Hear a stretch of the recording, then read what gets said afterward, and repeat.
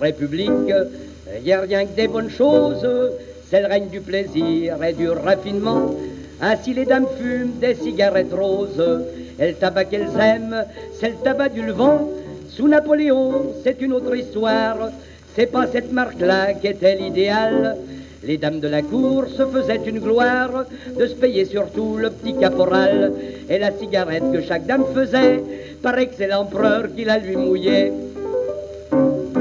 Sous la République, tout ce qu'on fabrique, ça peut pas être mieux, c'est la perfection. Ainsi la lumière, elle est électrique, on l'a en posant le doigt sur un bouton. Ben dans le temps c'était comme à l'heure actuelle, sous Napoléon, paraît que les troupiers, en se battant, voyaient plus de 36 chandelles chaque fois qu'ils recevaient un pruneau sur le nez. Et puis l'avantage avec ce fourbi, c'est qu'il se produisait jamais de court-circuit. Sous la République, il y a l'automobile, ça marche tellement vite que ça vous fait peur. Et quand ça s'arrête, ça laisse tomber de l'huile, et ça fume derrière, c'est un vrai bonheur.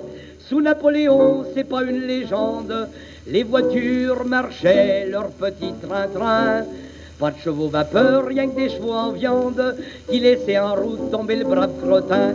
Et au moins le crottin, bien fumant, bien chaud, servait de dessert aux petits osios. Sous la République, il y a des femmes fidèles. Quand je dis qu'il y en a, c'est une supposition.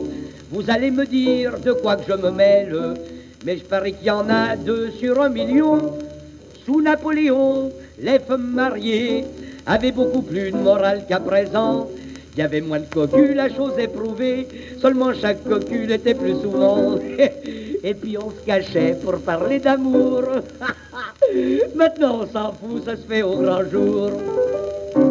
Sous la République, la poste est bondée, on écrit beaucoup, et chaque habitant voit plusieurs lettres dans la même journée. Mais elles n'arrivent pas la plupart du temps. Sous Napoléon, qu'admirait l'Europe, c'était encore mieux, soit dit entre nous, puisqu'il y a Cambronne qui, sans mettre d'enveloppe, a su envoyer sa lettre d'un seul coup. Et ces sa lettres-là, devant les bataillons, sont toutes parvenues à destination.